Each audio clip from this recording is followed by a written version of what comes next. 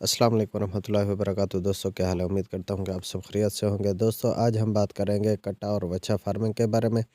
جیسا کہ آپ جانتے ہیں کٹا اور وچھا فارمنگ بہت زیادہ اہمیت کا حامل ہے، تو اس کے لیے مختلف قسم کی فیڈز اور مختلف قسم کی خوراک استعمال کی جاتی ہے۔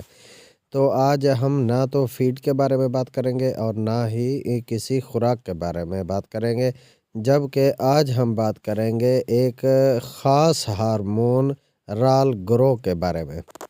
رال گرو انجیکشن میں زیرانول نامی ایک ہارمون پایا جاتا ہے۔ رال گرو ایک اینابولک ایجنٹ ہے جو مویشیوں میں وزن میں اضافے اور خوراک کی کارکردگی کو بڑھاتا ہے۔ یہ امپلانٹس کی شکل میں استعمال ہوتا ہے اور دودھ چھڑانے والے گائے کے بچھڑوں، بڑھتے ہوئے بیف مویشیوں اور کم چارہ والے جانوروں کو دیا جاتا ہے۔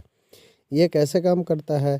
رال گرو امپلانٹس بچھڑوں کو ان کے دودھ چھڑانے کے اوسط وزن کو 23 پاؤنڈ تک بڑھانے میں مدد کر سکتے ہیں۔ استعمال: رال گرو امپلانٹس کو صرف کان میں رکھنا چاہیے۔ بچھڑوں کو لگانے سے پہلے جانوروں کے ڈاکٹر سے مشورہ کیا جانا چاہیے۔ کب استعمال کرنا ہے؟ متبادل بچھڑوں کو 30 دن کی عمر اور دودھ چھڑانے کے درمیان ایک بار لگایا جا سکتا ہے۔ امپلانٹ کی جگہ کو انسانوں یا جانوروں کے کھانے کے لیے محفوظ نہیں کیا جانا چاہیے۔